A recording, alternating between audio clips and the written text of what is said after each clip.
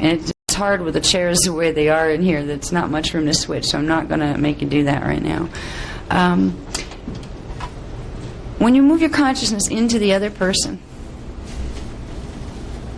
you will begin to pick up an energy signature of who that person is, their energy identity. That tells you more about who they are than what you see with your eyes before you. You can learn to really, really tune up your inner radar by doing these kind of exercises more. Do them with animals, do them with plants, do them with rocks, do them with crystals, do them with your knee. The more you get used to putting your consciousness in another focus to experience the reality that's happening from that focus, the more you learn about whatever it is you're trying to learn about, and the more flexible your own receptors become. So it's worth it. Now, you can try reversing what we did as far as the person who was the transmitter. Now, become the receiver and simply distract yourself with I trust, I allow, I trust, I allow. And the person that was the receiver, for a moment, create your little bubble of white energy and see yourself sitting in there, and move it down from the pineal to the heart chakra and out on a horizontal line to the other person's heart chakra. And if you want the short version of it, which you can use once you've built in your own mechanism, the energy circuit. See, when you visualize yourself at the pineal and then in the little white dot going down to the heart and then going out on a vertical line, you're setting a pattern. And if you do that for a while, then you can use the shorthand version, where you simply imagine yourself in that little ball and pop it into somebody's heart chakra. But you never do that without asking permission. And if you're going to do energy work with somebody, unless it's a crisis situation and your own higher guidance has asked you to intervene, you don't do energy work on people without getting approval. And sometimes you must go to their soul to get that approval. Try to feel. The one who was the receiver now try to transmit, and the one who is receiving now that transmitted before, try to feel the difference from what you did when you were moving your energy forward to now you're feeling energy moving forward towards you. Different feeling. These are all the subtleties you need to become aware of observing as you get more talented in using the higher technologies of energy, scalar mechanics. And for a moment, before touching, experience as much as you can the reality of each other as energy. And send a little telepathic from the mind but also from the heart. I salute the God in you. I salute the consciousness of the one that you are created of and that I am created of.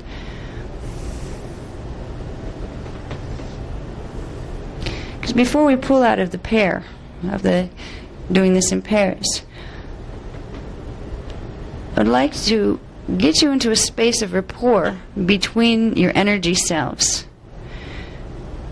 where you can do a visualization, a receiver and transmitter one, again, doesn't matter who's who.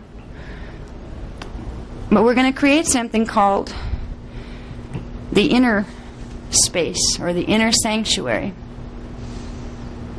You're still sitting together. And now pull back your energy into your own fields. Transmitter, stop transmitting and bring yourself back home. And I want both people in the pair to simply relax a little and breathe. Nobody's trying to investigate you now. And nobody's feeling you. You're just you. Now I want you, each of you, to visualize for a moment a very, very sacred space that you feel peaceful and sheltered and protected. It may be a space that exists on the planet. It may be a space that you've seen in a dream. Or it may be a space that you simply imagine. You like beaches? I'll put a beach there. You like trees? I'll put some trees. Create a visualization, each one of you personally, of the most sacred, wonderful, beautiful, perfect space that you could be alone in to experience the wonder of you. A place where there's no distraction, No violation. If you're out in nature, there's no bugs there. Yeah. The perfect, idyllic paradise. Whatever version of that would be yours. And it will be different for everyone.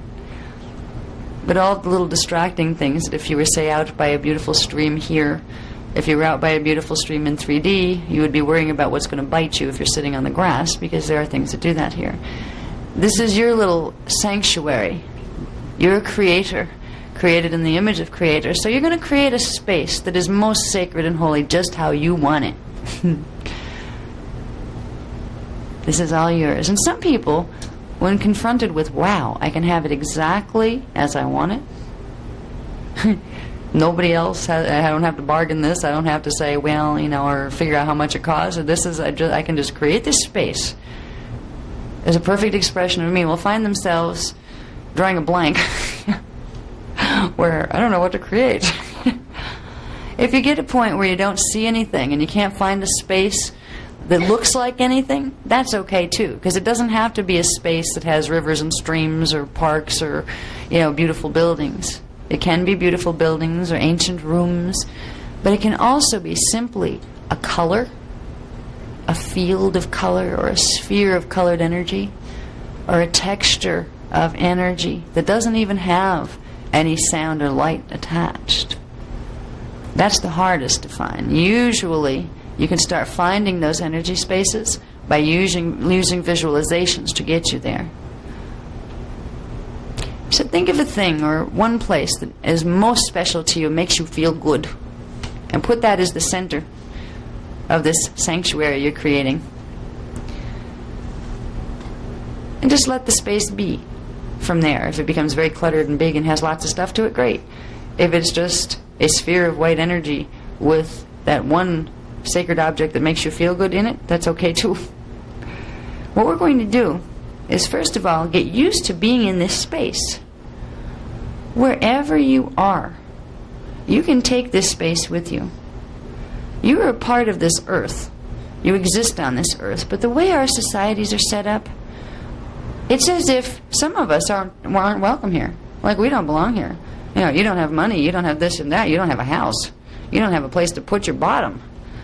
And that's not universal law. Universal law means we're all here implies we all belong here. We should be treating each other well. It doesn't matter if you were a homeless person or if you own 20 mansions. Every person here belongs. They fit. They're part of the soul of the earth. In creating your inner space here, what you're creating is the space that you want, that you are claiming as your space within the soul of the earth. And the earth will help you manifest this, by the way. There are manifestation techniques that, in working with love energy, you can more rapidly create the physical expression of those spaces, but you have to start inside. So find this inner space of yours, your sanctuary space. Feel its reality for a minute or two. Just breathe in there. And just try to get lost in it. Feel it emotionally. If you're an outdoor scene, feel the texture of the grass beneath you. Feel it and make it as real as possible. Put most of your consciousness into that space. And disassociate a little bit from your body. Try to feel the emotional reality of, wow, what a great space. Each one of you. Perfect, perfect space. There is a space like this for every one of us, by the way. It just may take us a while to find it. And it may change daily as far as its visuals. It's an energy. Once you're in there, then we're going to begin a communication skill that's going to become vital in the days and years to come. And it's vital already. Learning to communicate on higher dimensional frequencies. Because sometimes personalities with all their stuff and the things they worry about are very hard to communicate with. Sometimes we ourselves are very hard to communicate with. But there's a level of the self of everyone that is willing to establish harmony and to communicate openly. We can learn to find that space. But first you have to find it in yourself. So you find your sanctuary space.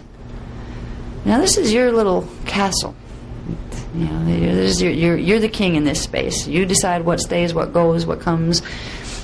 You decide what temperature it'll be, what you'll look like in that space. And now, as we each have an image of what this space, or at least a feel of what this space may be,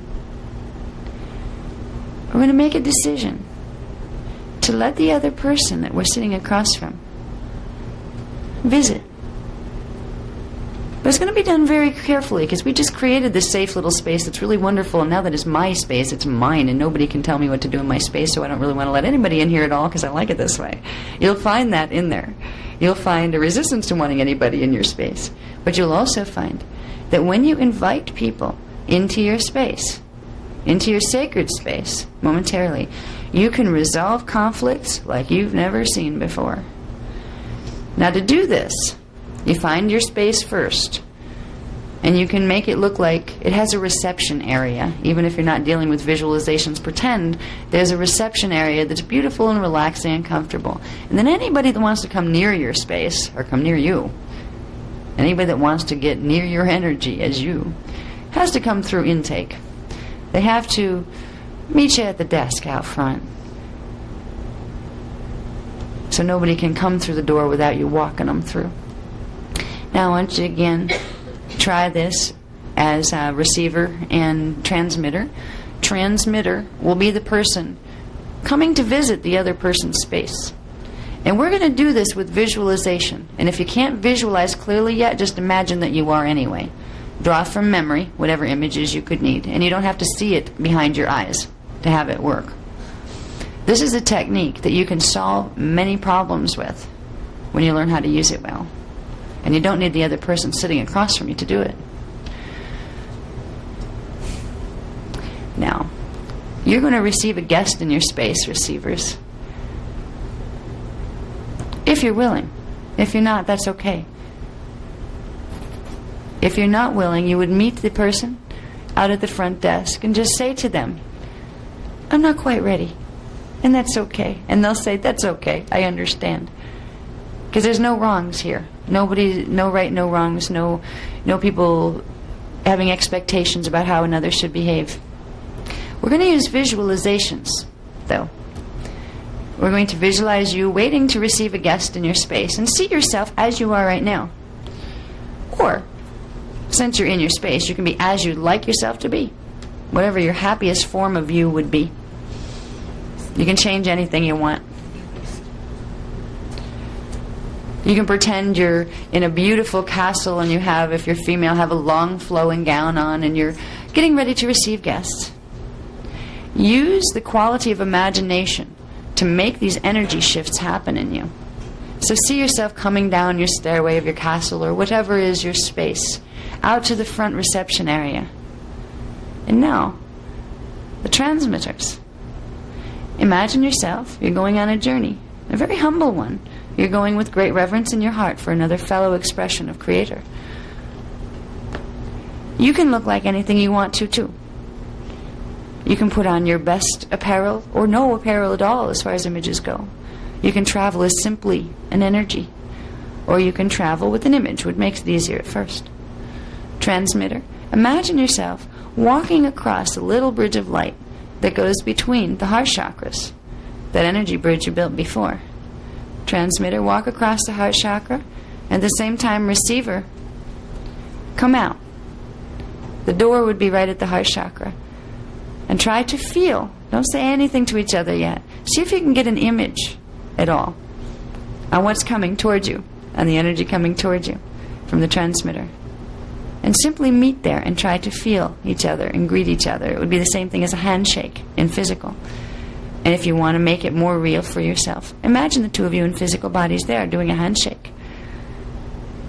And receivers simply look at the other and say, I will trust you for this moment. Come into one of my inner rooms. It can be one of the outer ones. There's many, many rooms. It's a house of many mansions.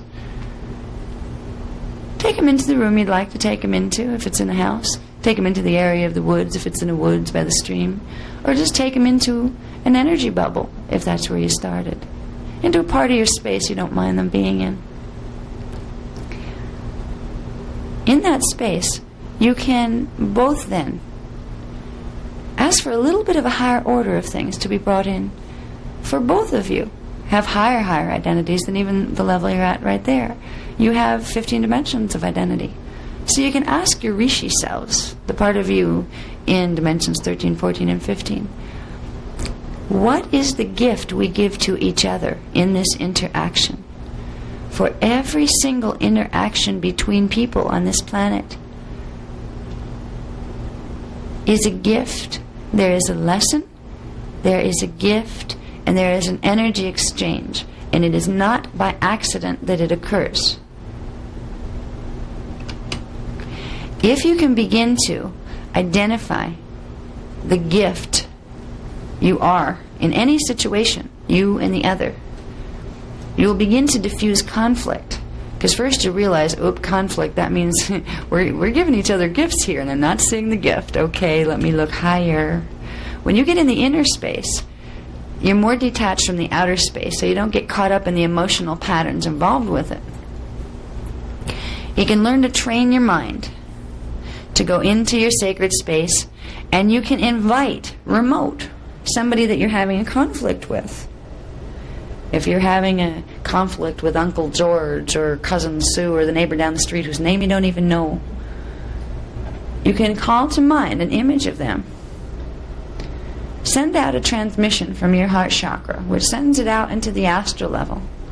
And also imagine it being sent out from a point of your pillar, your personal pillar, that connects to the sun. You're transmitting on the highest levels to reach their higher identity, not just their astral identity. Transmit the desire to create harmony and healing. You can transmit it remote, and then you can do a visualization, even alone, to come in and bring it back in. Bring them to your space and say to them, I would like to resolve this now. You can begin interacting with the astral level of other people to resolve contracts. You can begin to work with them to find out what your contracts were on the soul level. Because if you're in conflict with each other here, believe it or not, there's a level of you both who kind of chuckle a little up there because you know you set it up. You know you designed this drama down here to teach yourselves, both of you mutually, to teach yourselves some things. And it can seem very heated and real here. So when we begin to learn how to go into each other's space with permission, and when we learn how to allow others to begin touching our sacred space, we are slowly building the ability to relate to others in a sacred manner. It is worth doing. It also gives you very, very powerful tools of transformation.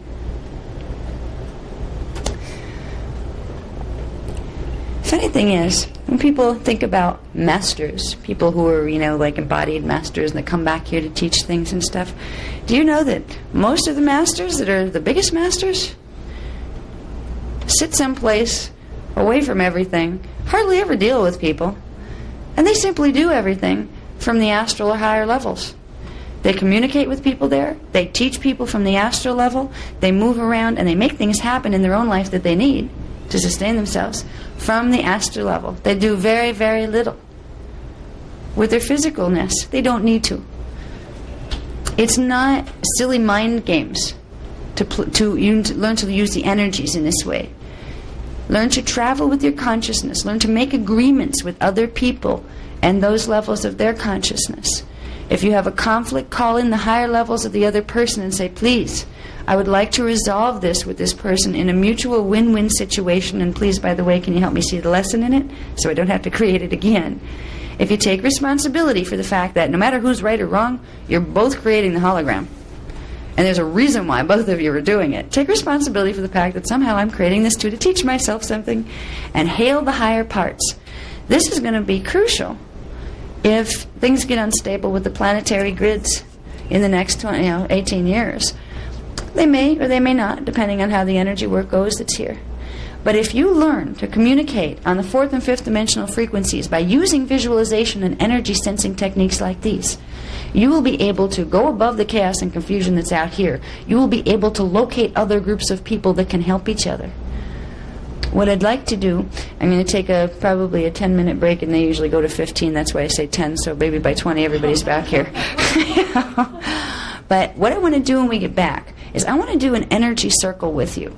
Now, there's quite a few people here. We're going to just like mash the chairs down this way and sit back in the back. We're probably going to break down into a couple of smaller groups, but we're going to do a circle. I want you to know before you leave tonight how to do a circle, an energy circle with a group of people, and how to lead that circle, where you can say, okay, this is what we're going to do.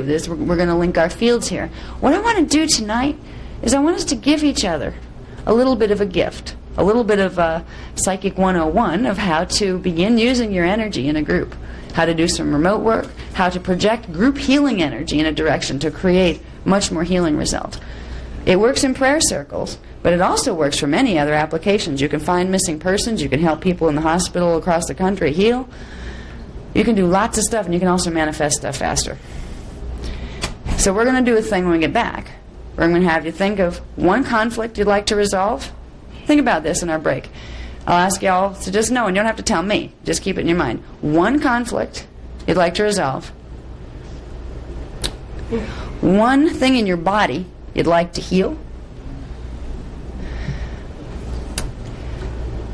And one thing, physical object, that you'd like to manifest. A thing to manifest. And you're going to be mad at me in about 2 seconds, because I'm going to say, except money. You know why? The old joke goes that, the guy got really good at manifesting, and he kept saying, I want to manifest money, money, money, money. He manifested billions and billions of dollars in paper, green cash, and you know what? The government didn't take that kind of money anymore. It's not the money you're looking for, it's the power behind it. If you want a house, focus on the house, not on the money to buy the house. Focus on the true energy signature of what you want. Money is a trap when it's looked at as if that is the power. You're projecting your power onto it. Your power is as a manifester. If you can learn to do this, you can find that money comes to you in ways you might never have thought. and you find yourself able to have the things progressively more and more that you want by manifesting. And they will appear to have come through the transaction of money. But money is just a symbol for your power and how you're relating to it. If you have too much money going out and not enough coming in, like most of us, you're giving out too much energy, you're too electrical, you're not magnetic enough. Comes right back to the biofield. So there's things. When we go on the break, just think of an object aside from money that you'd like, part of your body that you'd like to heal, and one conflict you'd like to resolve. And then when we come back, we're going to do the circle on the floor. If anybody has a real hard time sitting on the floor, I won't keep you there for a long time, but if anybody, like it's really hard for your body or something, you can pull the chair up, but I would prefer us to be on the floor sitting in a circle if we can. Okay, so we'll take a 10-minute break, but it'll probably end up 20. I want to teach you some basic things. One is to be able to link the group energy together, while still retaining your own seal on your fields, of course. Then creating a seal around the group, so nothing can mess with the group energies. So you're protecting individuals and the collective, because once you unite your energies together, you create another living, breathing organism in a higher dimensional form. The group becomes an entity that's composed of the individuation of each of its parts, but it becomes a sentient identity all on its own, and every group of people you're with qualifies as that. But a group that becomes an entity for the purposes of directed energy healing work are a very, very powerful force. If you can learn, at least tonight, simple techniques of getting a group of people together, sitting them down, telling them some basic things to do with their energy fields, and showing them how to focus that energy then into a center point. And I'm not going to have that be me either. It's better if it's an object. Okay, once you can focus it, take the group energy, get it harmonized together, and then bring it into a focal point, you have now at your disposal a pool a very strong energy, particularly if you have people with their field sealed to the 12th dimensional level, which means they're running at least some subharmonics of D12 frequency, which is one of the highest frequencies that can run through the human body. You bring down the pillar to get that high frequency in. You link it to a group, bringing in the group pillar, which is the Shaddai it's called, the first cause light, pillar of first cause light. That is extremely powerful force of energy. You're using the energy of the heavens and the higher parts of identity, of the collective, the Christos energy from dimensions 12, 11, and 10, and you're combining them with the earth grid energies, letting your system be the bioenergetic circuit that allows those things to run, and then you take that energy and focus it. And whatever you point it at, you're going to have one heck of scalar wave power behind it. All right, so if you want to work on things in your personal lives, it's worthwhile in your community to feel out and find some friends that are interested in energy work. And teach them about sealing their fields.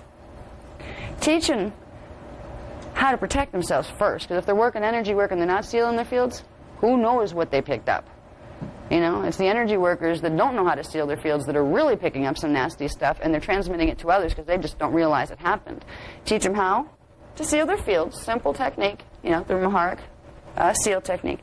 Then, simply sit them down in a group of them. Say, let's play some energy work games.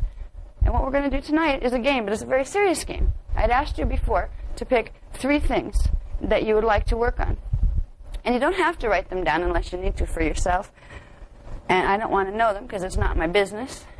It's between you and yourself and your higher parts. There's a conflict.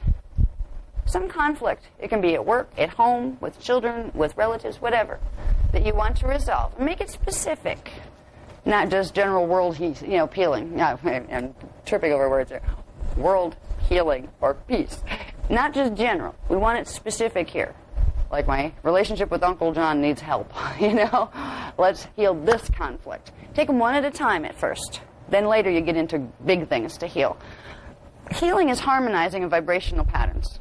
If you're in conflict with somebody, you are in vibrational disharmonic with them.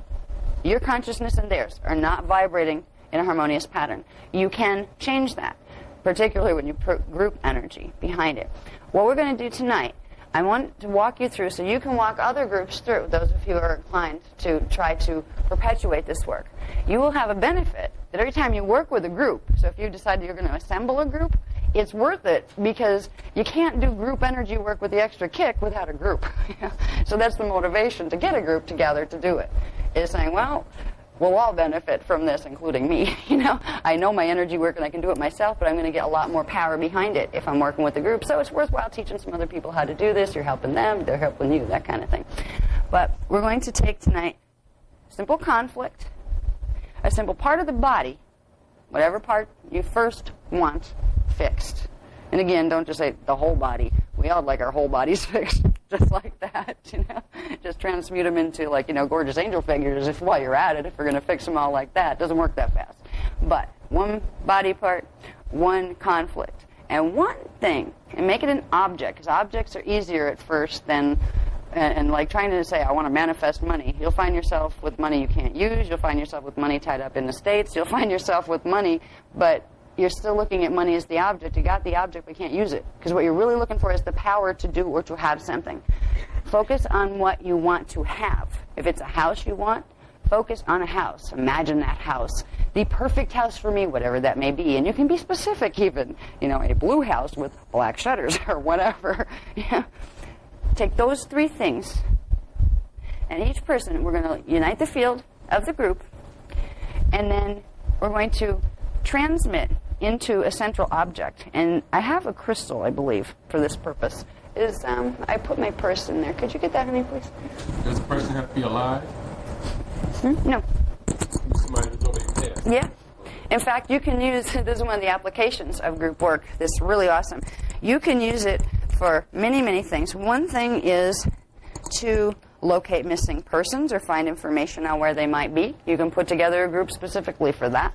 You can put together a group specifically for if there's anybody who has relatives or whatever that passed over, that those relatives might want to communicate, and it's in the best interest of all souls involved that that happens, the group energy can make your own signal strong enough where they can possibly reach you. You can do a literal group where you can make interdimensional contact once you know how to seal your fields.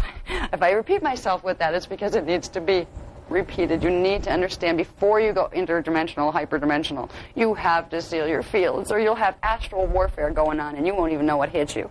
You know? Okay, so you can use it for a lot of things. Right now, we're going to do just simply basic focusing the group energy and picking those 3 areas to direct it through. We're going to direct it through the heart chakra, which takes it into the astral field, the 4th dimensional energy field. So we're going to transmit patterns to be set into the 4th dimensional field. I'm not finding the crystal I wanted, but it doesn't really matter. It can be a person, or it can be like whatever object you held. And yeah, does anybody have a crystal? Whatever's closest. Yeah, whatever's closest, because it's not that necessary. I have a bunch of them that I didn't bring with me because didn't know we were going to. A little bit first, and when it's like, breathe and then exhale and inhale and do this, I'll try not to have you hold your breath till you turn blue. We're going to draw energy up from the Earth's Maharic shield, from the Earth core. And once that shield is activated, which we did by activating our own pillar, brings temporarily the planetary 12th dimensional grid into active frequency transmission. We're going to put our consciousness down there, draw energy up in a silver cord, up in through our body. For those who have had Kathara healing, have taken that up into the Kathara grid in the body, but if you don't know where that is, that's okay. Just have it coming up the middle. Have it stretch out through the sun. There's a blue dot. Imagine a blue dot at the center of the sun, which is a symbolism that takes you way beyond the sun as we think of it here. It takes you into what's called the monadic imprint of your own identity, which is a level beyond ascended mastery of expansion into source that you will reach after you ascend through 15 dimensions and 3 levels of the energy matrix. You will go into the monadic, the full monadic imprint. It's like your cosmic family of consciousness. So you're going to link your energy to the earth core all the way up through you and all the way up through the blue speck at the center of the sun that symbolizes your cosmic family of consciousness. And some of us have the same one, some of us have a little bit different one, depending on where we originally came out of. But that blue dot in the center of the sun imagery will symbolize linking with that. So you're linking your own Maharic seal and your own Maharic shield into that energy. You're making a closed circuit of energy between the divine and grounding it in the earth. Once we do this, we have expanded frequency running through us. What we are going to do then is put our attention at the heart chakra, chakra 4, and we're going to focus some of that energy simply by breathing. We're going to inhale energy up from the earth core, expand it into the heart chakra about 3 times till you build a ball of energy there. And then you're going to find a focus object, which would be placed at the center. Now we have a pool of little crystals and things here. And at this point, I've already, whenever people put crystals and things there, you can put a shield on them, that anything that belongs to them that's in that crystal stays there, and it doesn't get put into the group field. So they have been maharically sealed too, and when you get them back, they'll be no different than when you had them before. We're not clearing them for you. It's not our business to interfere with whatever's in your crystals. But we're just blocking anything from coming out of them to affect it to anybody else. But the crystals are good because they refract energy in a way. They refract scalar waves in a way that amplifies them much more than other substances will. So once we get the energy coming up into the heart chakra, we're going to do a horizontal line coming out again, but it's going to come down for the people sitting. It's going to come down in a diagonal from the people here. It's just going to come out like spokes of a wheel. There's the center of the wheel. And out of each of your heart chakras, you're going to make a spoke of energy that comes out. You're not depleting your energy fields because you already have an open conduit between the earth and your monadic imprint, which is perpetual supply. So as long as you have that opened, you're not taking your own astral energy and draining yourself. Okay? You need to remember little things like that. When you do group work, remember that if you don't want to drain your fields, you need to connect to that blue dot in the center of the sun thing, because that's going to give you open conduit of energy, and you need to ground it in the earth. Little things like that are specific energy dynamics when they translate into what's happening with the energy fields. So they're worth noting. All right, you want open energy conduit so you don't drain your fields. You will use your breath. The breath is the push-pull. That's the thrust and the energy mover. So you will draw energy from both places, up and down, meet them in the center, and begin expanding them. We'll go through this in a minute, but I just want to explain it to you first. Once we expand them, and you can start to feel some energy building around the heart center inside, then inhale and push it out through that spoke, into the center. And it could just be a point on the floor that you all imagine the center of the circle, if you're for lack of an object or something, and you want to do it fast, if you're in a, rekeying a location. This is a tactic that's also used to recode planetary grids. All right, you can begin to recode planetary grids, house clearings, area clearings, all of this kind of thing. The first thing that needs to be done in any kind of clearing is resetting the 12th dimensional pattern. That's the Christic pattern. That's the frequency of the pre-matter substance that hasn't been distorted yet. So that's what you want to reset. And our Maharic shields are doing that. So just by having your Maharic seal open, you are running those 12 codes to begin the recoding process. So you're going to focus the energy into the center point. There's a lot of things you can do once you do that. You have a pool of energy. You can imagine it like a vessel, that center point, that's collecting energy from the group. And every time you breathe, every time every member of the group breathes, and you'll all breathe at your own rate. We're not going to worry about synchronizing the breaths of the group and the whole bit. You start with tantra, with couples, with that, and then work your way up. It takes a while to do. But simply breathe up and down at the same time, out, project. It doesn't have to be labored. Just every breath you take, imagine it being pulling from top and bottom and throwing out the heart chakra on the exhale. The group, simply by breathing, feeds energy into that center point.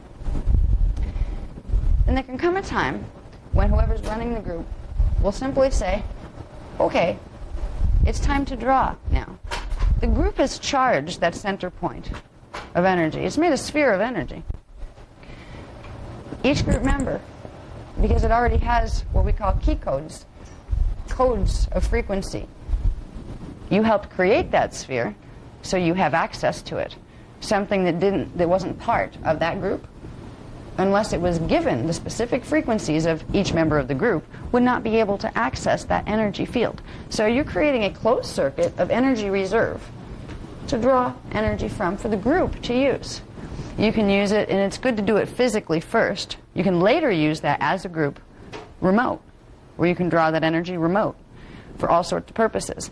Once it's time to draw back, each one of you is simply asked to think of the three things that you want resolution on. And you can get very specific with this as you go on, and your own higher self will guide you on how to do that. But turning complicated things into symbols is one of the fastest ways to fix them with energy. You have your conflict, your body area, and the thing you want to manifest. In your mind, put those in a triangle with 3 points. Whatever priority is whatever. Whichever one's most important, put it at the top, the other two under it. Simply imagine it as a triangle and color it green, which is the 4th dimensional capstone color. You're going to access it on D4. Then you're going to simply, as you were before, transmitting energy in. Just take a clearing breath for a minute, and then begin to do the opposite. And send it back out on the exhale. Okay?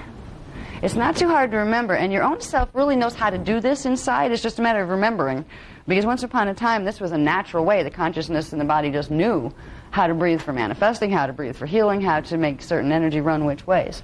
So if we simply just remember when we first draw the energy in and push it out to the center, and then this time we're giving a gift to the group, every member. And when it's time, we each get to draw back from that. And the energy, because it's run through the 12th dimensional pillars, is purified. So any of the stuff that anybody has is recoded, and it just ends up as pure dimensional frequency, where it doesn't have any personal signature on it anymore. So the energy that pools when you use the Maharic seal with this exercise, pools in that in the center, is just simply purified energy that can be used without worrying about harm of picking stuff up or anything like that. All right, so just hold in mind the symbol of those three problems because they are indigos and because science does not understand that this is a genetic issue. It's not just an orientation of consciousness, it's a genetic issue. They are mistreating them. They are putting them on Ritalin and not using the techniques that would actually help these children. So the indigo children are a neat phenomena that's just beginning to emerge into kind of common slang in the psychological modes. There are people in the psychology areas that are becoming aware that there are these special children that are emerging, that some of them are genius level, some of them are they just stand out. Some of them are very psychic, which is another part of their abilities you don't hear too much about right now in the public forum. Some of them are very telepathic. Some of them astral project by the time they're 4 and remember and come back and tell you. They have advanced psychic abilities. They have potential abilities that make things like the government very nervous, because some of them are literally pyrokinetic, which means if they get angry, they can blow up your house by accident. All right? These children are a phenomena that the more common ones that aren't blowing things up by accident and that kind of stuff, that are just exhibiting advanced characteristics in certain ways or ADD type symptoms, they're not considered a threat yet. But the ones that are considered a threat, they disappear very quickly. What most people have no idea is going on here. There are organizations set up in a number of countries already that if these children are identified by certain characteristics that you can sometimes see at birth, there's a couple reasons they're called indigos. One is some of them actually come in looking blue, and it's not because they have a heart problem. They come in with a blue tint to their skin that by about 3 months fades into a normal skin coloring. This is genetic again. Blue babies start to come out, they tend to disappear. They tend to get death certificates when they're not dead. Their mothers tend to think they died because there is government intervention going on with these children. It's not on the level of government that most people that work in the government know about. This is more of that beyond top security type stuff. There are things going on in this world that we are just not permitted to have information on. And the indigos, and understanding who they are, is key to understanding what's really going on in the big picture here. With the indigo children, the ones we need to pay attention to most right now are the ones that are bringing themselves into our attention. You're having children going around and shooting children in schoolyards these days. You're having children killing parents. You're having children, more and more and more children, being put on Ritalin because they don't cooperate in the school systems. And there's this whole system set up. Certain behaviors in the classroom, that gets sent to the counselor. The parent is advised to send the child to a psychologist. The psychologist is advised to use Ritalin and those kind of drugs to help the child adjust better. There's a railroading going on with the indigo children that is detrimental to them. But if it's detrimental to them, it's going to be detrimental to society eventually. Because when indigos, the energy in their system backs up, they can become violent. They can lose it completely. They're dealing with levels of energy and levels of consciousness coming into those little bodies that most of us never have to worry about, and psychology knows nothing about unless they understand the multidimensional structure of human identity, which unfortunately isn't the common model that's used in psychology right now. It's a model that indigos will need even to understand themselves. So in this presentation, we're going to get into primarily understanding who the indigo children are. Before we can help them, we need to realize how different they are from the average person, because they are quite different. And then we can start to explore what needs to be done in this society to accommodate these children, because whether or not we like it, they are here. And whether or not we want to admit they are what they are, they still are what they are. Once we can identify what that is, we can assist them with their problems. We can also discover if we might be one. Because indigos didn't just start coming in. They've been coming in little dribs and drabs for about 200 years. It's part of an evolutionary advancement program that we're going to talk about. Some people in this room, possibly many, are actually indigo genetic coded people. And you'll have certain experiences if you were. One of them is probably having a very difficult time being so sensitive as you grew up, because you have an awareness and a frequency in your consciousness that when you walk around in public schools and deal with the world the way it is out there, there's a part of you that just knows what is wrong with this picture? That you don't fit in. You feel there's a part of you that knows better than this. And even though you can't pull it in fully, this is what indigos are dealing with. They want to be a part of things, but things aren't supposed to be this way. They have a supposed to concept.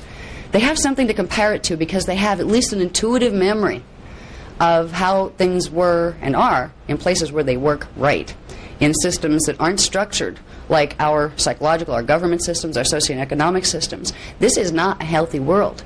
This is a very sick world right now, and it's so sick that we've been living under mind control to believe it's okay, to believe this is a well world.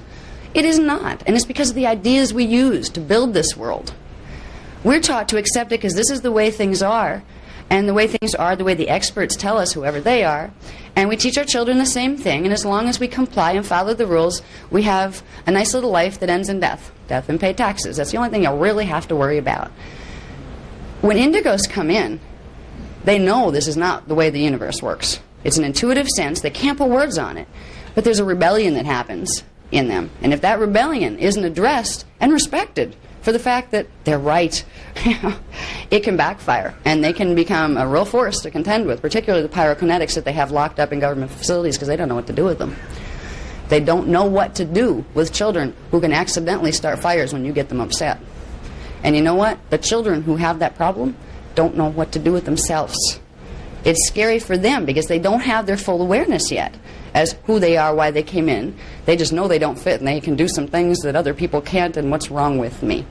The indigo's children tend to end up feeling there's something wrong with them because they haven't fully awakened yet to remember who they are, why they came. And society will tell them, you're different. There's something wrong with you. You're not normal. And they try to suppress their qualities to make them normal. And that doesn't work either. So I'm going to flip. We're going to explore a bit. Let's see. Okay, we can go past that one. We're going to explore the gene code, first of all. And to explore the gene code, I'm going to do a quick recap. Okay, you can just move through those kind of fast, until we get to charts and graphs and things. We're going to do a real quick recap on understanding relationships between dimensions, DNA, and consciousness. Because if you don't understand how these things fit together, you will not understand what an indigo is compared to a non-indigo. And you will not understand what indigos need to have done to help them.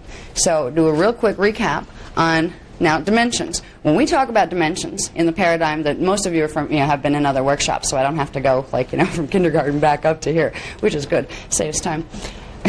Dimensions, they're interwoven layers of scalar waves. We have a definition for dimensions. Well, if you notice, with science, it's more of a word that's used to describe attributes of something, but it is not considered a something. It's not a noun.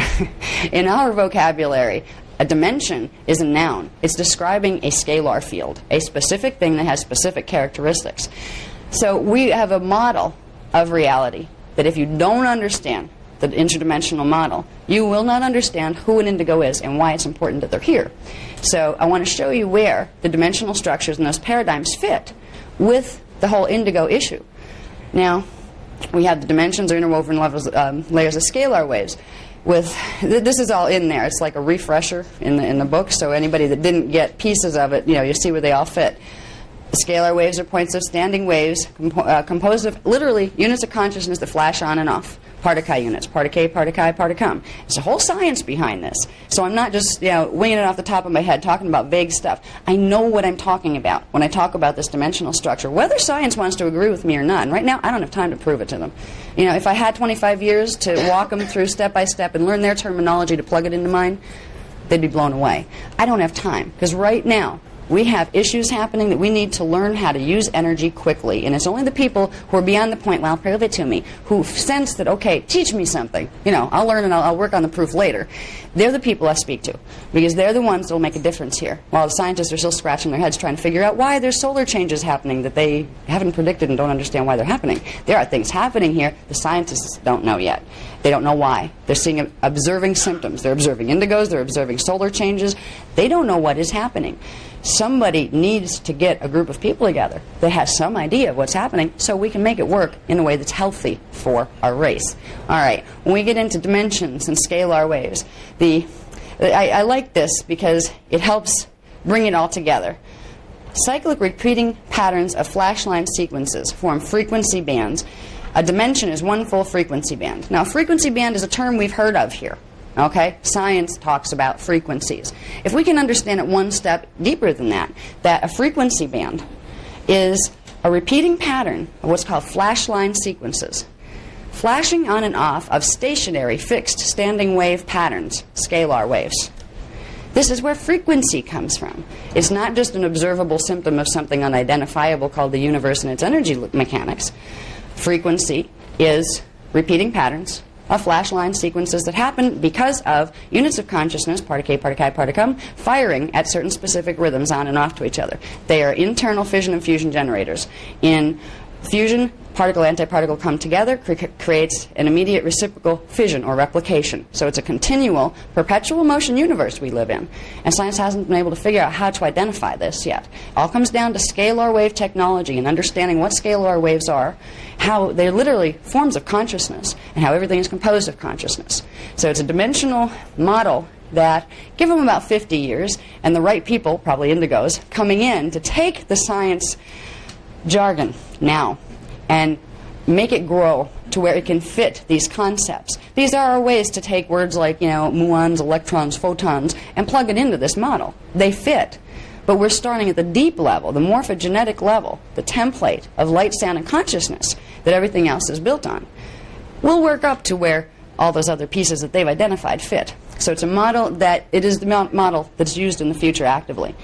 We are being visited by beings from the future, whether we want to admit it or not, because they understand this model. Why can't we visit them? Because we don't understand this model. If science could open to that concept, they would start to realize, wow, we could learn something here, So I don't have time to argue with people who are saying, yeah, but, prove this, prove that. So here's the information. Take what you know. You go prove it to yourself. And I can teach you some abilities to open to your higher consciousness, so maybe it can guide you, but they don't want to know about this. So it's like people like this that are willing to say, okay, I'll learn something new. I'm open to learning. I would not doubt that a good percentage of you are indigos, because this is a model that resonates with indigos if they haven't been thoroughly programmed by peer pressure through the school systems. They will feel a sense of, that makes more sense than what I'm being taught. They'll respond to these types of models because they resonate with where they come from, with future time. Okay? Let's see. Morphogenetic structure. This all comes down to what we're doing with dimensions, scalar waves, frequency bands. We're talking about the templates that matter and consciousness are built upon, that give us the experience of space-time, matter, and physicality. That's what it comes down to, the core of what manifestation takes place on. If we can understand there is a model that shows us how these pieces fit together, we can understand a whole bunch of other things. But if you don't understand multidimensionality, you won't understand any of it. You won't understand indigos, you won't understand yourself, you won't understand what religion was trying to teach you all along, you won't understand what science is trying to find. So it's worth absorbing the model, and it'll grow. This model is just the bare bones, the beginning. There's a lot of technical stuff that I don't even want to deal with. Fortunately, it's not my contract, so I don't have to. I'm here to bring in the functional framework and to bring in the information on what needs to be done fast to make positive changes here. So I'm not going to haggle on details and spend a million years teaching you mathematics from the future and that kind of stuff. We'll get there. Somebody else will do that job. Thank goodness. You could flip that. Okay, now, this is the classic structure. And finally, I've got it all where it's nice in typeset form. Other people have seen this 15-dimensional model in some of the chart packs and things. And we went from having literally rough hand-drawn ones to finally I figured out how to do graphics on the computer, so now I could pull them in decent form. This is a basic model of 15-dimensional structure. This is not how the dimensions relate to each other. They really take place all in the same space. All right? But this is opening it up to show you the basic structure that you're working with. So it is a model, it's kind of like doing a painting as opposed to taking a photograph. All right? You're not going to go out there in the universe with a spaceship and somewhere find something like this hanging in the air that, there is your structure of how the universe is built. No, it's an intrinsic relationship that's trying to be shown here with these diagrams. We have basically our 5 harmonic universes. When I see HU there, Hugh, we're talking harmonic universe for those who don't know that. Harmonic universe 1, 2, 3, 4, and 5. They're each 3-dimensional systems. This is where we get 3-dimensionality from. It's the relationship between angular rotation of particle spin with a 90-degree shift between each dimensional band that allows consciousness to perceive and project outward the illusion of three-dimensional reality. It is a holographic projection. And for certain reasons that have to do with our gene code, we perceive it as very physical and solid, much more so than it was ever intended to be perceived. And that is because of distortions in our gene code, which tells us that our gene code has something to do with manufacturing the hologram itself, which it does. Our gene code is much more than these little chemicals that science is identifying have something to do with structuring the whole imprint of the body. They're seeing only the surface of DNA. The gene code is much more than observable DNA. In these texts, I talk about DNA, and I talk in ways that scientists kind of look at me and go, what in God's name is she talking about? They think of DNA meaning this, and it's a specific, substance. I know DNA as being something that goes much deeper than that. I use their term DNA because they are using DNA, this substance they have identified, as what they're calling the core blueprint of the human gene code. So I'm using their definition. We'll deal with the core blueprint of the human gene code, and I'll use your term DNA, but it means much more than you're using it right now. When I talk about DNA, I'm going down into the morphogenetic structure again, part of K, part of Chi, part of cum, and their geometrical relationships to each other within the three-dimensional scale. So, again, when I'm using science versus this paradigm, they do meet, but most scientific people don't see that meeting point yet. And they'll try to haggle on, well, DNA means this. You can't use it that way. I can use it any way I want to. First of all, if I want to use that word to show you what you're calling a core blueprint, you're calling that the core blueprint of the human genome. Fine. Let's take that concept and let's take it deeper. You want to know how the core blueprint of the human genome functions? Here it is. It's a 12-strand pattern. And then we lose them because they can't seize 12 strands.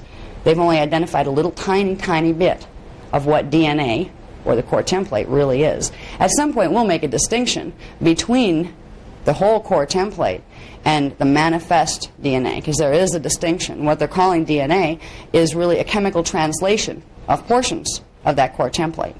So the template is something even deeper. It's a Cathara level. That's what we deal with in Cathara healing, the templates. But for now, when I talk about DNA, I'm referring to the expanded version of that definition as being the core template of the genome.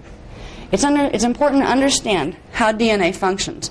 If, first of all, you want to be able to control your own consciousness. If you don't realize your consciousness and your DNA are intimately intertwined, if you don't realize that if your DNA is not activating properly, you can't bring in higher levels of consciousness because it serves as a block to those frequencies coming in. If you realize DNA is a grouping of scalar points that have certain relationships to each other that need to be active in a certain way to bring other scalar waves that carry your consciousness in, you start to understand the relationship between your body, your mind, and your spirit. And this is a relationship the science to this day refuses to acknowledge because they can't figure out how to prove it. They're walking around in bodies. You'd think they'd be able to at least sense it, but they get so indoctrinated into what they're considering high science here because they don't have anything higher to compare it to, that they get caught up in the mumbo-jumbo jargon to the point where they have no idea how their consciousness relates to their mind or their spirit or their body. Spirit is something that doesn't even exist to most people in the scientific paradigms. And our societies are being led by these people. They're the experts now that tell us how everything works. They're the ones that decide the systems that will be built on how those things work. They don't know how things work. We're having systems built and structures of society set up to serve something that they don't know anything about. And they're putting themselves up as the experts. Science has become our god in this culture. And there's a backlash movement where there's a lot of people are saying, forget it, I don't want science at all. And they go totally into religion because they have nowhere else to go with it. This is a medium point where you don't have to buy into heavy religious dogma from twisted, distorted documents that were left. There were good documents once upon a time, but boy, have they been messed with. And a lot of it just by men who were trying to control masses of populations. There's an option. It's learning the structure. It's learning the fact that there was never a separation between consciousness, body, and mind. There always and always will be a unit. But you can convince yourself in your hologram that this isn't true by believing a certain set of ideas that tell you these are separate entities and not intimately intertwined. Science will not show you how your spirit plugs into your mind, plugs into your body, because they don't know. They probably would try to show you, or they'd at least try to bottle it and market it and make a profit, if they knew how. Okay? That's what a lot of where science goes now is about. That's a lot of where the paradigms that we're being taught as how things work and what the solutions to problems are, like Ritalin for indigo children. This has more to do with corporations that manufacture that drug and kickbacks going into programs, nonprofit programs that need funding given to them by people who manufacture Ritalin. This was just found. I saw it was funny. I was getting ready to do the indigo workshop. 3 o'clock in the morning one morning, the show comes on. I don't even know who broadcast it. It was on like one of those public service channels. Somebody did a documentary recently tracing the corporation that makes Ritalin and its relationship to the ADD Foundation. ADD Foundation is supposed to be a group of people that are helping children, parents of children, with children who have been diagnosed with attention deficit disorder and attention deficit hyperactive disorder. All right? One of the things that they endorse is the use of Ritalin as part of their protocol. It's a good thing. It will help the children. They have put together videos of parents. I had this child, and I took him in, and they had, identified him as this. Since the child's been on Ritalin, it's been a wonder. He's just been, so much better since he's had treatment. Like now he's controllable. This kind of thing. What the people in this documentary did, and I didn't have time to write all the things down. This was one of those, Spirit kind of sent it my way just so I'd be able to talk a little bit about it. It wasn't something to focus on in the workshop. But what they had discovered, and it was like, when I heard this, I was like, oh my God, they're really doing it. Talk about one world order nonsense happening here. What the people who made the documentary, and I can try to trace it, at least I think I have written down what the TV station was. What they had found was, first of all, and it's not mentioned in any of the literature, the organization, which I believe is national, maybe international at this point, that I think it's the ADD Foundation or whatever. This is the organization that if you have a child having problems, teacher has a problem with your child goes to a psychologist refers you to a support group, okay? You go to a support group for parents who are trying to deal with children that have been diagnosed with ADD. You get to that support group and they give you literature and they pat you on the back and say, oh, we'll help you. And all these poor parents are just trying to find a way to deal with this child that they don't know what is wrong. What they don't say in their literature, and what they had a very hard time tracking it down to the management levels of who is running this stuff anyway, is the fact that about 80% of their funding, nonprofit organizations, support groups, supposedly grassroots run by parents, 80% of their funding is from the corporation that manufactures Ritalin. That's not mentioned anywhere. Talk about possibly bias. All right. When the people who made this movie confronted the individuals that they traced as management, they did one of those song and dances, like kind of dodge the question, look around.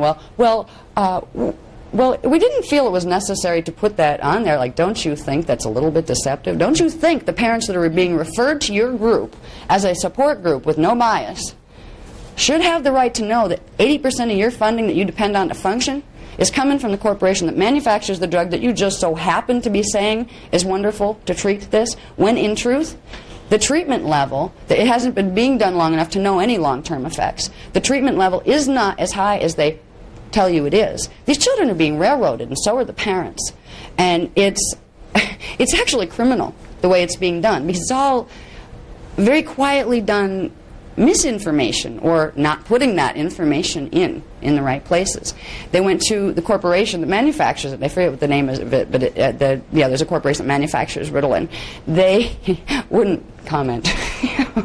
Other than the issue, like one of those statements that you don't talk to anybody, they just send you a little form letter that acknowledge that they do support numerous different types of nonprofit organizations for various reasons. Yeah, so you get them to buy, to endorse using your drugs to treat the problems. So the whole ADD movement is being amplified by this. And if this wasn't bad enough, what was even worse, this is where I got really scared. Like, this is beginning to sound like one of those sci-fi novels where, this one world order starts to take over from underneath and you don't even see it coming. There's a video that's put out by the government, by the educational systems in the government that are studying these things, that has this bunch of parents, that just parents that happen to have indigo children, saying how this treatment has worked, and they're endorsing the drug therapy as something that appears to be very good for these children. Okay, they're not saying it's the only treatment, but they're saying it appears to be the way to go with these children, of course referring you to support groups, right? What they don't tell you about the video is that I think there were 3 primary parents featured. Each one of them had, at one point in the last 10 years, been one of the heads of the national offices of the ADD Foundation that's taking the funding from the place that, manufactures Ritalin. Yes, that's the one. Yeah, I had it all written down someplace, but it wasn't the focus of it. I just wanted to bring it to your attention. What is happening to these children, and what is happening to parents of these children? This is frightening stuff. Now we have government videos. And of course, everybody turns to the government when you don't know what to do and you're just a citizen and you want help. You go to doctors, you go to school systems, you go to government education programs because they're available. And you're being taught that this is the way this is to be handled. The reason you're being taught that comes down to bucks. It's not because they care about your kid. And it's not because they care about you. It's because they care about padding their own pockets. And they also care about making sure the pharmaceutical industry gets bigger and bigger and bigger. Drug therapy is what they would like to see as the thing of forever. It's profitable. It keeps people controllable. It gives medicine, science, and government, as a group that might want to hold hands someday, the ability to literally put you under mind control because you agree to let them. This is a problem that's happening here, and the indigos are bringing it to the surface.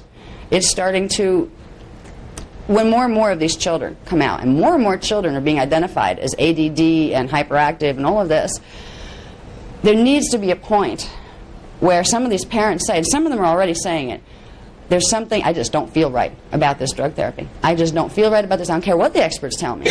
And okay, my kid's out of control. I'm trying to figure out what to do with that, but I don't think that's the answer. On this show, interestingly, one more thing I want to say about this show is they had, I believe, 12 children who were on Ritalin, or there was another similar. What was it? No, it wasn't Prozac. Cyclert? I believe it's Cyclert. Cylert. That's it, yeah. They interviewed the children. They were from ages maybe 7 through 18. And they asked them, out of every one of those children, they said, I feel like I'm in space. I said, I don't even feel real anymore. I've told my mother I want to be off it. But she says, no. It's like, I can think a little more clearly in certain ways. I can focus better. But I'm not even me. This is how these children were answering these things. The children are having their parents say, oh, we love you, we want to fix you.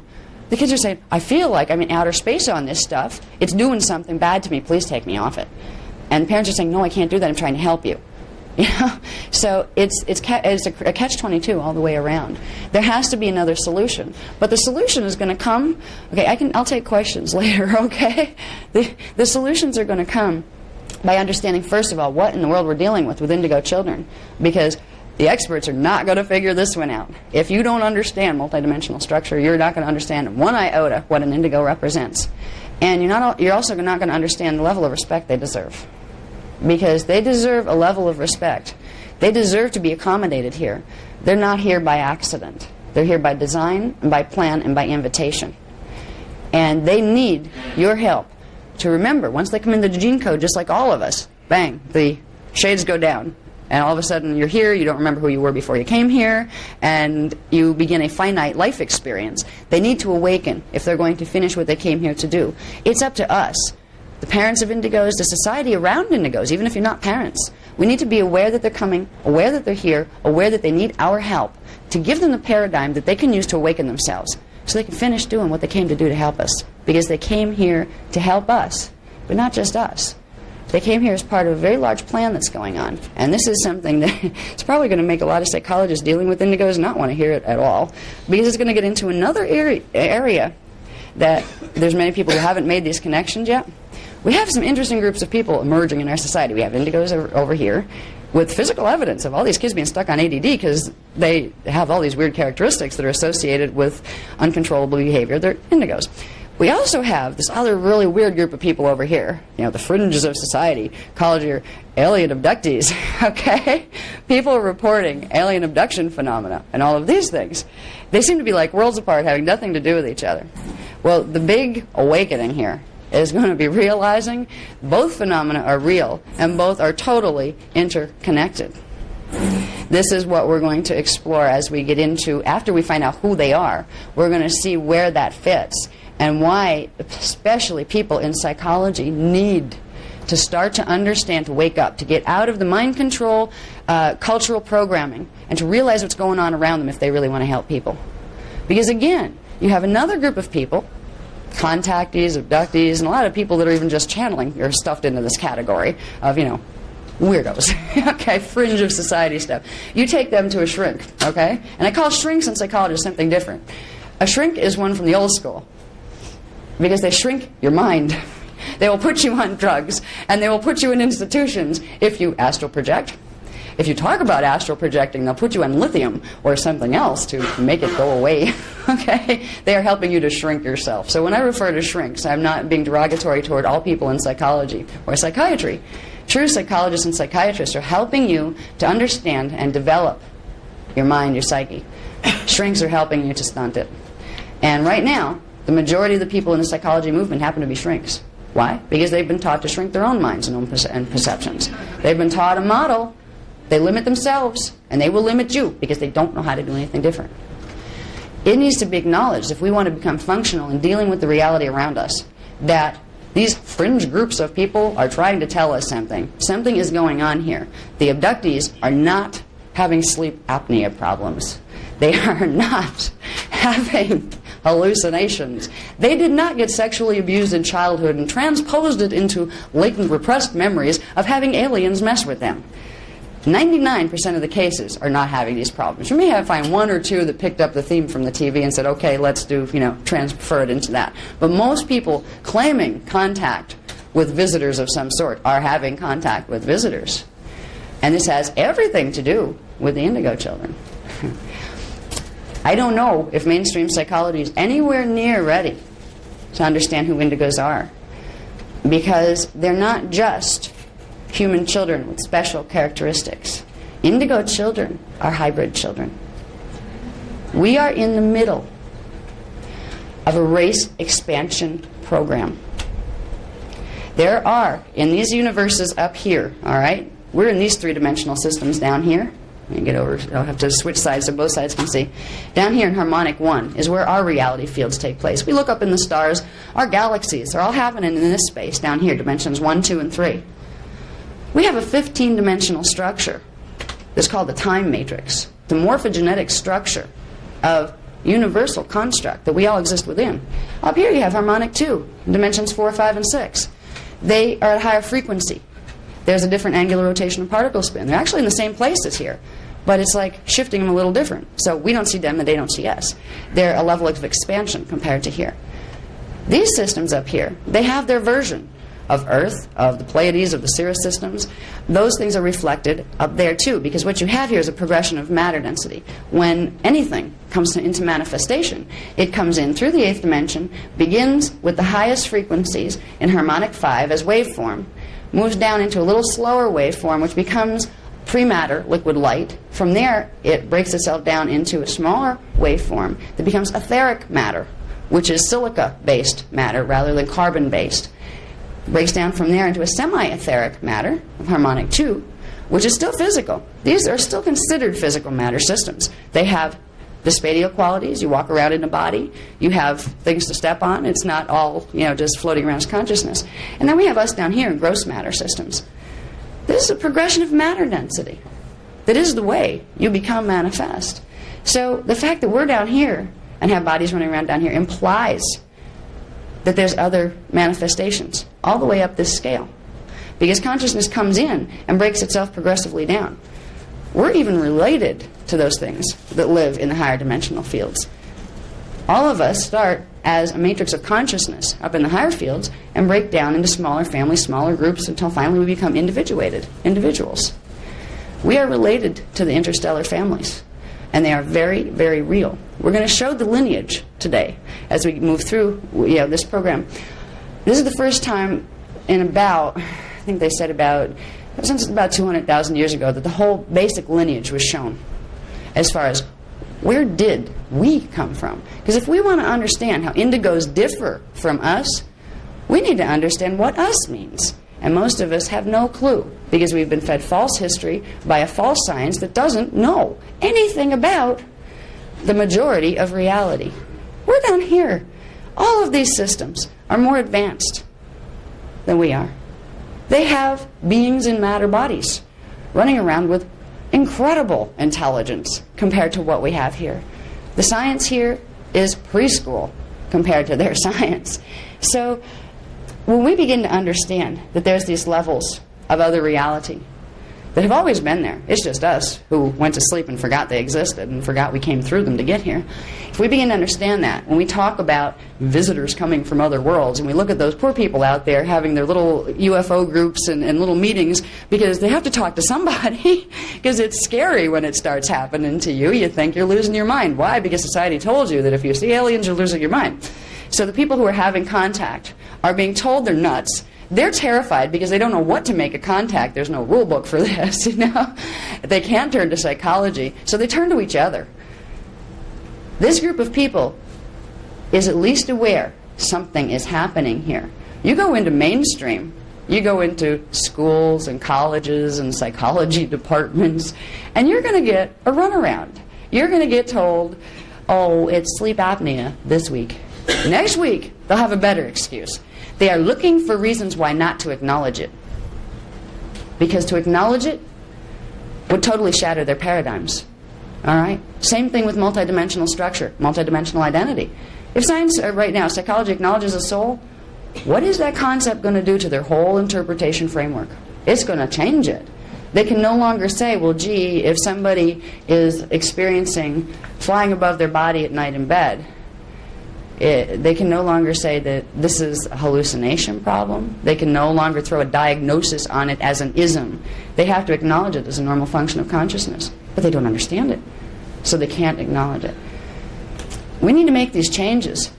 We need to get these paradigms of understanding out there in coherent ways that more people can be touched if we want to retain any kind of control over this society. Because it's getting out of our control rapidly. It's going to get worse in the next 12 years or so. Because the ones that are coming from up here to visit us down here aren't going to stop. They're going to continue to interact with individuals. There's a whole story on agendas that are happening here that involve visitors, including history. I have a history book that starts 560 million years ago, and it's just being touched on in Amente. Amente, Voyager's Secrets of Amente, book 2 of the Voyager series, that is just the little bare bones to show, all right, this is basic where things started. There is a huge amount of history that has directly to do with what's happening today. If we don't understand that all along we have been visited from races up here, we have been hybridized from our original imprint, we have been manipulated, information has been twisted and some of it taken away from us so we didn't understand who we were by those visitors who now we are being told that aren't real. If we don't understand this stuff, we're going to be able to be easy to manipulate like we have been for the last 200,000 years. This is our chance as a race, and the indigos are bringing it to the surface. They're putting behavior in our face that we can't deal with through our paradigms, and they will do more of this. Okay? They're serving a role, even the worst of them, the ones that really lose it and go around shooting up classmates and things. They're out of control. They're showing us that something's out of control here, and we don't have a framework. So we start looking for higher frameworks. This framework will do it. If we understand the 5 harmonics of matter density and realize the existence of this one right here we're walking around and implies the existence of the other 4 above, which is in terms of frequency rather than position in the sky, okay, we will begin to reinterpret everything from our psychological paradigms, our religious paradigms, and our historical paradigms. There is evidence of contact all over the place. We just came back from Egypt, some of us. Look on the walls of these things. They have beings with elongated heads. They're cloister races. That's what the original human line looked like. They had elongated head structure, and they were very tall, many of them. They have Ramas, which are a race from a place called Inner Earth. And no, you don't find it by digging. But yes, it exists. Okay? There are things here that there's evidence if they look for it. They even found skulls of small beings with elongated heads, which are a hybrid form of actually Palladian cloister human, and they're calling them encephalitic children. They're saying they must have had encephalitis and their brains grew and their heads exploded, and that's why they got these big heads. Right? Give me a break already. Their big argument in science is, there's no evidence for contact. Oh, really? Just look at history with your eyes open. It's been there all along. There's heads on Easter Island. Like, what did they do? Grow there? You know, they didn't grow there. Somebody put them there. How might they have dragged them up to those positions? Look at the Great Pyramids themselves. They are aligned with north, south, east, and west in a way so accurate that it's incomprehensible with the knowledge supposedly held by the people of the times. The evidence is here, and there's more and more people bringing it out. Even in the Bible, there are references that can very easily be interpreted as contact from races from higher. What they don't tell you in the Bible is there's 12 books that were taken out. The Bible we're using now, I'm not anti-Christian at all. In fact, I had an incarnation where my half-brother was Jeshua 12, which was the one who brought the true ascension teachings in here. And he was in here at the same time as the other Jeshua, so it was a little confusing. They're not telling you in the Bible anymore about the books of Enoch. The books of Enoch taught about the Nephilim, who came down from the skies and interbred with humans. And they created a race of giants. And they created painful births for females. And they were banned from this planet. This stuff was written down in the ancient texts. The books of Enoch were taken out, along with other books from others who knew. And a lot of that happened through the Inquisitions. There's still information buried in France that was left behind to one day be found that verifies some of this stuff. The history we've been taught is nonsense. The fact that we came out of apes, we didn't. The fact that we grew out of fish, we didn't do that either. Well, closer to that, but if we did, it wasn't here. We started up here as far as our physical manifestation goes. Harmonic 4, etheric matter density. You don't get into physical matter density without starting up here and working your way down. Our lineage goes all the way up the 15-dimensional scale. And the 15-dimensional scale relates directly to DNA, which means there is a race line that goes up through the dimensions that we emerged out of. You're not going to find the origins of humans on this planet. You're not going to find the origins of indigos on this planet. Okay? They're partly from here, but they're partly not.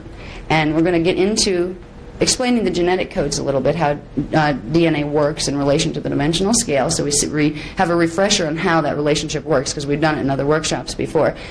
Then we're going to start to show the differences between what the standard human DNA is, what the indigo DNA is, and what the DNA is of some of these fictitious characters we hear about in the Bible. Even the Bible mentions Nephilim. They're a race of ETs, okay? Call them fallen angels, call them what you want. But they are, most of them from harmonic 2, some of them are still in harmonic 1, which means they're physical just like we are, that interacted with our race at various times. And we need to acknowledge the fact that these guys are real. If we want to understand anything about indigos, they're not Nephilim, not exactly. They're more than that. That's good, because if they were just Nephilim, we'd be in trouble. We'd want to find another planet to live on, because the last time we had Nephilim here, they took over the human race, and they were literally, the higher ones from up in higher harmonics came in and said, we'll blow up the planet if we have to, but you're not going to do this anymore, because they dominated this race, and they were going to totally wipe out its evolutionary blueprint. They were not our ancient friends, let's say. The Nephilim were a race that was a hybrid race between humans that were here, cloister humans, which have higher DNA than root race humans. We'll talk about that too in a minute. They're hybrid between the humans that were here and a visiting race called the Anunnaki. The Anunnaki are a Sirian strain. They are from the Sirius star system in harmonic 2 and harmonic 3. The Anunnaki, just like the human lineage, is actually very, very ancient, but the Anunnaki are older than we are. And they went into a stellar heritage that went up into these harmonics. The Anunnaki, on occasion, interacted here. And when they did, they usually caused a lot of trouble. They messed with the gene code. They interbred. They did genetic manipulation. They have sciences that are so far beyond what our science knows. They don't even need to use a knife to get into your body to fix something. They know how to move the energy and put their hands in. There's a few healers on the planet that are getting good at that too. So these are people, beings, with technology far advanced. But unfortunately with the Nephilim, there's certain parts of their DNA missing that blocks out certain parts of their cognition. And it's the cognition level that goes with compassion and the frequencies that allow you to plug in without even realizing the harm that they're doing, of creating real messes and having no feeling, no remorse, because they don't have the ability to identify yet They're stuck in their evolution. They're brilliant as far as intellect received by the one consciousness. One of those experiences is individuation. We're really all one being, but we've gotten into that in other workshops. All right, so when we're dealing with these outer levels of the energy matrix, when we get into identity structure, we have a part of ourselves that exists in each one of these systems that we'll talk about later. These correspond to what's called ultra-terrestrial consciousness. We have extraterrestrial consciousness coming from up in harmonic 2 and harmonic 3. We get into meta-terrestrial consciousness and Christed consciousness, where they get into the pre-matter liquid light, where the imprints aren't as messed up as they have become down here. The original patterns of cognition, the original patterns of scalar waves that get you out of density and back into your higher levels of cognition are here. So going in through here, these are considered meta-terrestrials. When you get out into here, in the expanded levels, it's called ultra-terrestrial consciousness. And that represents consciousness corresponding to what is called ascended mastery. When you hear about ascended masters, my first question is when somebody says, I'm an ascended master, from which level? And they kind of look at you, well, ascended master is an ascended master. It is not. Some of them, right now, that are interacting with us through channeling are actually from up here, harmonic 2, okay? They have maybe fifth dimensional consciousness. And they're saying, we're the ascended masters, follow us. They'll get you to here. Most of them don't even remember the rest of this yet.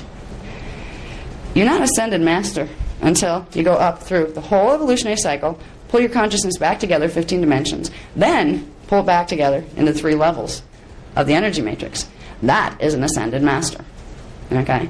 So we have a lot of stuff coming out in the channeling movement that all sorts of things are claiming to be ascended masters. Well, just because you ascended to one harmonic, yeah, all right, you ascended technically speaking, but being ascended and being a master are 2 different things.